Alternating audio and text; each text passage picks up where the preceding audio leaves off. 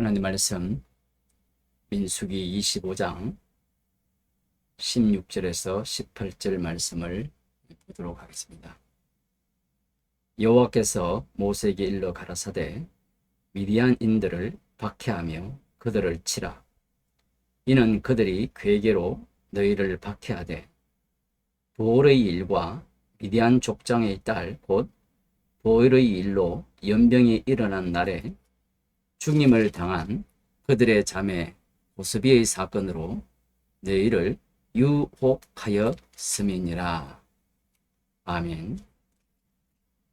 하나님께서 이스라엘 백성들을 약속의 땅 가까이로 인도하셨을 때 하나님께서 미디안을 처음부터 치라는 그러한 명령은 나타나지 않습니다. 오히려 발락이 이스라엘의 아모리인에게 행한 모든 일을 보면서 두려워하여 그들을 제거하는 작업에 먼저 선제적으로 나서죠.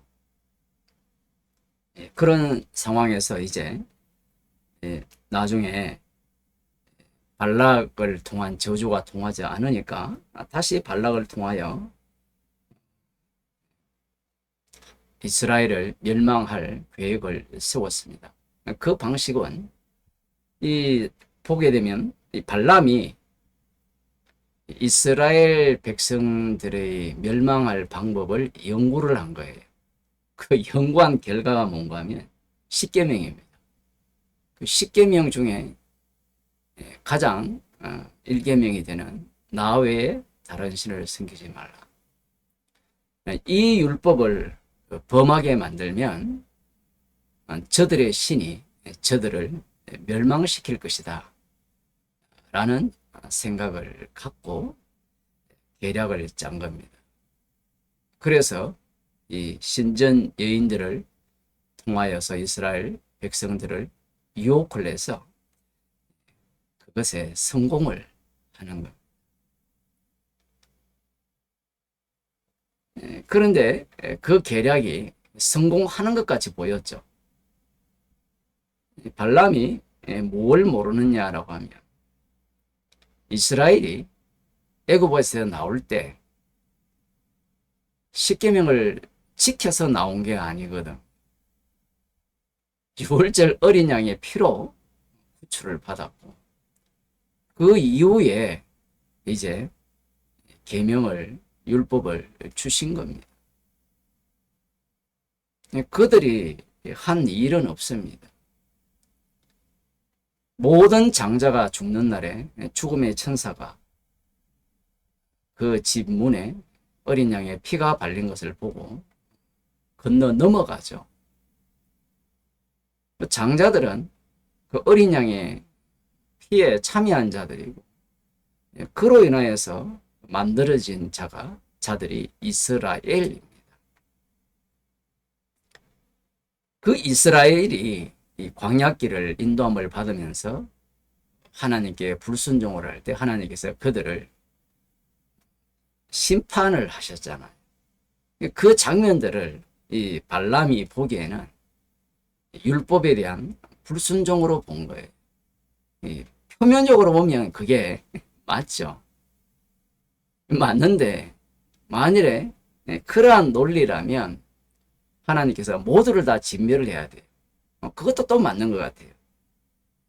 반역한 자들을 하나님께서 다 진멸한다라고 말씀을 하시고 지금 이 시점에는 거의 대부분의 출애굽 세대 20세 이상의 군사들을 하나님이 친히 죽였다라는 거예요. 그래서 계략을 세워서 이 우상 숭배하는 자리로 그들을 이끌었고 대성공을 거둡니다. 미디안의 입장에서는 성공을 한 거예요. 연병으로 24,000명이 죽었죠. 26장으로 넘어가면 24,000명은 레위 자손의 그 숫자가 한 23,000명 정도 이렇게 개수가 돼요. 어마어마한 숫자죠. 그렇게 죽임을 당한 그들이 과연 그들이 믿는 하나님의 힘을 입어서 그 하나님이 다시 그들을 도와서 자신들을 칠 수 있는가라고 하면 이쪽에서는 자기들이 아는 신은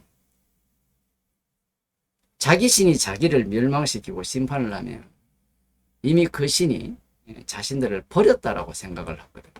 그러면 자기들의 신이, 이 바알의 신이 승리를 했다라고 생각을 하는 겁니다.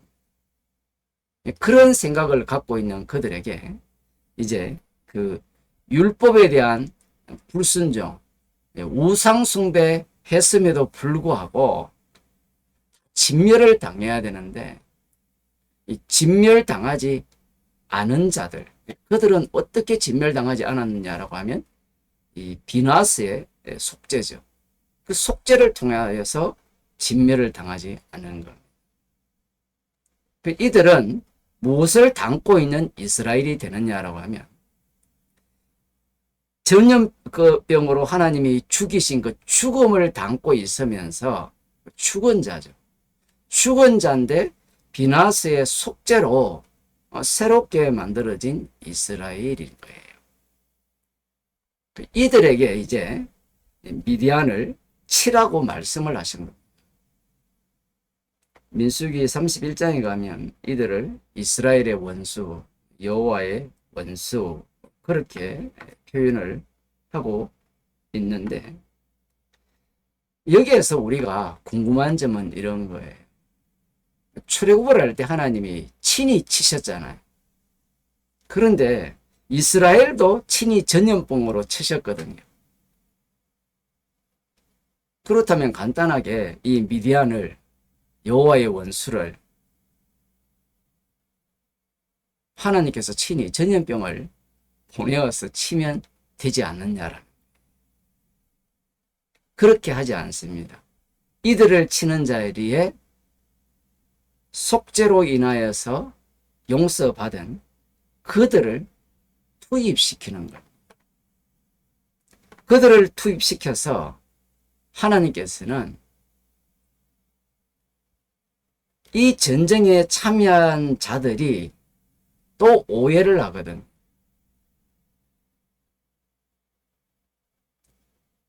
그 전쟁이 속죄 받았으니까 이제 우리가 이제는 하나님의 명령에 순종하면 되지 않느냐. 그 사고방식에서 또 자기의 사고방식을 끄집어내는 그러한 전쟁을 하게 되는 겁니다. 그 여자들을 살려주는 전쟁을 하게 되죠. 하나님께서는 이 속죄로 인하여서 새롭게 만들어진 그들을 통해서 이 저쪽 미디안 쪽 여호와의 원수로 이제 확연히 드러났잖아요. 그 여호와의 원수로 드러나는 과정이 율법을 갖고 확연히 드러난 거예요. 그 원수를 치는 그 전쟁의 용사로 이스라엘을 사용하시는 거예요. 아마 미디안 쪽에서는 어떻게 생각을 하느냐. 하나님이 저들과 함께 하지 않을 것이라고 생각합니다.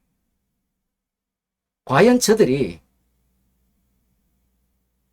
진짜 율법을 받은 이스라엘이라면, 그 하나님이라면 저들이 우리를 치더라도 우리가 승리할 거라, 그런 생각을 갖고 있는 거예요. 여호와의 원수를 갚을 자격 요건이 갖추었느냐라는 거예요. 이 부분이 중요한 거예요. 이미 이들은 여호와의 명령에 대해서, 명령이라는 것은 언어인데 그 언어를 이렇게 말씀을 주시면 자기가 담고 있는 해석을 갖다 붙여버리거든요. 그 엉터리 해석을 함에도 불구하고 이 전쟁에서 승리를 하는 거예요.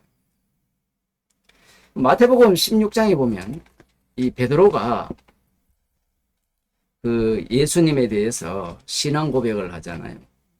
신앙 고백을 하면서 예수님의 칭찬을 받게 되는데, 예수님께서 십자가 지신다라고 하니까 베드로가 그러한 일은 예수님께 미치면 안 된다라고 하는 거예요. 그러면서 예수님께서 사단아, 내 뒤로 물러가라. 너는 나를 넘어지게 하는 자로다. 이렇게 말씀을 하셨습니다. 이런 자가 과연 반석이 될 수 있느냐라는 이야기. 사단인데 어떻게 반석이 되는, 완전 모순되는 말씀을 지금 여기에 배치를 해 놓았거든. 우리는 이렇게 생각을 하잖아요. 사단이었는데 예수님께서 십자가의 피로 죄를 용서하시고 성령을 주셔서 사단에서 이제 진짜 예수님 베드로를 주님의 종으로 만들어서 반석이 되어서 주의 이름을 증거하는 정인으로 그렇게 사용하실 거다. 이렇게 생각을 해요. 더 이상 베드로가 복음을 전할 때는 사단의 일을 하지 않을 것이라 그렇게 생각을 하는 겁니다. 무슨 얘기인가 하면 미디안 사람들이 이스라엘 백성들이 그렇게 십계명을 범했으면 그러한 자격 요건이, 우리를 칠 자격 요건이 하나님 보시기에는 없다라는 거예요. 근데 하나님께서는 그러한 그 바알 보올에게 부속된 그 인물들을 그대로 담아가지고 여호와의 원수를 치는 방식을 사용하는 거예요. 그 미디안 쪽에서는 저들이 우상 숭배를 하지 않는다면 하나님 보시기에 기뻐하는 백성이 되어서 자기들을 칠 자격이 있는데, 그렇지 않을 경우에는 자격이 없다라는 겁니다. 이런 생각을 신약 성경을 읽는 사람들이 베드로가 비록 사단의 일을 했지만 그가 반석이 될 때는 사단이 아니라 주님의 종으로서 정말 이 성령 받은 이후에는 완전히 변화된 자로서 오로지 주를 위해서 악마의 일은 전혀 하지 않고 교회에 초석이 되는 그러한 일을 했을 거라고 생각을 하는 거예요. 이런 생각이 어디와 또 연관이 되는가 하면, 예수님 믿고 난 뒤에 구원을 받게 되면 자신을 어떻게 생각하는가 하면, 나는 더 이상 사단의 종이 아니고 사단이 아니고 예수님을 믿는 자로서 사단과는 영원히 결별하여서 하나님의 백성으로서 의로운 자로 살아간다. 이렇게 생각하는 것과 같은 거예요. 지금 이러한 사고를 누가 그렇게 담고 있는가 하면 베드로가 똑같이 담아요. 그럼 나중에 이야기할 거 아닙니까? 이 생각만 버려버리면 되잖아요. 예수님의 말씀은 이 성령을 주시게 되면 너희들은 땅끝까지 이르러내 정인이 되리라고 했을 때, 그때까지도 제자들은 무슨 말인지 못 알아듣습니다. 우리들도 성령을 받게 되면 마치 예수님을 닮아가지고 완벽한 인간이 되어서 허물도 없고 흠도 없고 티도 없이 복음을 전하면 저쪽이 나를 보고 믿을 것이라, 그러한 생각을 하는 거예요. 지금 이 하나님께서 미디안을 치라는 것은 이 영원한 제사장 언약으로 치는 거예요. 그들이 깨끗해서 치는 것이 아니라 속죄물이 그들과 함께하고 그들을 덮었기 때문에, 그 미디안 쪽에서 볼 때는 이 우상 숭배자들이 너희들이 우리를 공격해도 결코 이길 수 없다라고 생각하는데, 하나님 보시기에는 오히려 영원한 제사장 언약이 없는, 속죄물이 없는 저들이야말로 하나님의 원수고, 그 하나님의 원수가 그 율법을 해석하면서 속죄물을 빼버리잖아요. 유월절 어린 양을 빼버리면서 이스라엘을 보는 자체로서 원수로 드러나고, 하나님 자체를 뭘로 만들어버립니까? 우상으로 만들어버리죠. 바알과 동일한 그러한 여호와로 보는 겁니다. 그래서 그들은 여호와의 원수로 드러나는 거예요. 성도들이 성령을 받았다는 것은 그리스도 안에 거한다는 건데, 성령을 받은 자는 나는 더 이상 사탄의 짓을 하지 않는다가 아니라 이 요소를 품고 십자가를 전가하는 거예요. 십자가를 전가한다, 복음을 전가한다, 이렇게 이야기를 하니까 인간은 자기가 아는 이 마귀가 심어준 그 의미를 십자가의 의미에 담잖아요. 그 십자가를 전한다 하면 나는 의인이 되어서 십자가를 건너와서 십자가와 관련 없는 자로서 너는 아직 십자가를 못 만났기 때문에 십자가를 전한다. 이렇게 생각을 하거든. 십자가를 전한다, 십자가를 자랑한다라는 것은 사도 바울이 자기 자신이 십자가 앞에서 계속해서 죄인으로 드러나는. 그래서 사도행전 10장에 보게 되면 고넬료와 만나는 그 사건을 거기에 배치한 이유가 무엇이냐라고 하면 바울이 성령을 받은 이후에 복음을 전하는 그 과정들이 그러한 내용들을 고스란히 담아놓았다라는 거예요. 담아놓게 되니까 그 바울이 십자가의 원수로 드러나는 거예요. 성령 충만 받은 바울이 사단의 짓을 하고 있는 거예요. 주님께서 십자가로 다 이루셨는데 자기가 오히려 십자가로 다 이루심을 성령 충만 받은 바울이 부정하고 있다라는 그러한 것들은 갈라디아서 2장에서도 똑같이 나타나는 거예요. 예수님을 믿고 주님의 증인이 되리라 하면 나를 먼저 가꾸려고 해요. 나 더 이상 사단이 안 되어야지. 깨끗해야 되지.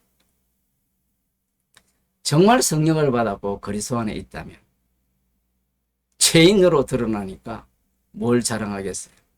모든 복음 하나하나가 십자가에서 다 이루심을 드러내는 그 복음으로 보일 것이고 자랑할 것은 어린 양의 피뿐인 거예요. 그러면 상대가 이야기할 거 아니에요. 네 모양, 네 꼴을 보고 어떻게 믿겠느냐. 육에 속했기 때문에 그리스도 안을 모르죠. 피를 자랑하면 그 피를 믿겠다고 하는 경우에조차도 육에 속했기 때문에 미디안 사람들이 생각하는 방식으로 의롭게 된다를 생각하고 구원받는다라고 생각을 하는 것. 지금 이 영원한 제사장 그 언약을 증거하기 위한 이스라엘로서 전쟁에 참여시키는 거예요. 십자가에서 다 이루심을 증거하는 정인으로서 영적 전쟁에 참여하게 되었다면 어린 양의 피만을 자랑하는 그러한 모습을 보이는 거예요. 기도하시겠습니다. 하나님 아버지, 십자가의 피만을 자랑케 하기 위해서 날마다 죄인으로 만드시고 예수 그리스도의 복음을 자랑하는 자로 만들어 주심을 감사드립니다. 우리의 몸이 십자가 사건이 날마다 일어나는 환경으로 인도하여 주시고 십자가만 자랑하는 저희들이 되게 하여 주옵소서. 예수님 이름으로 기도드리옵나이다.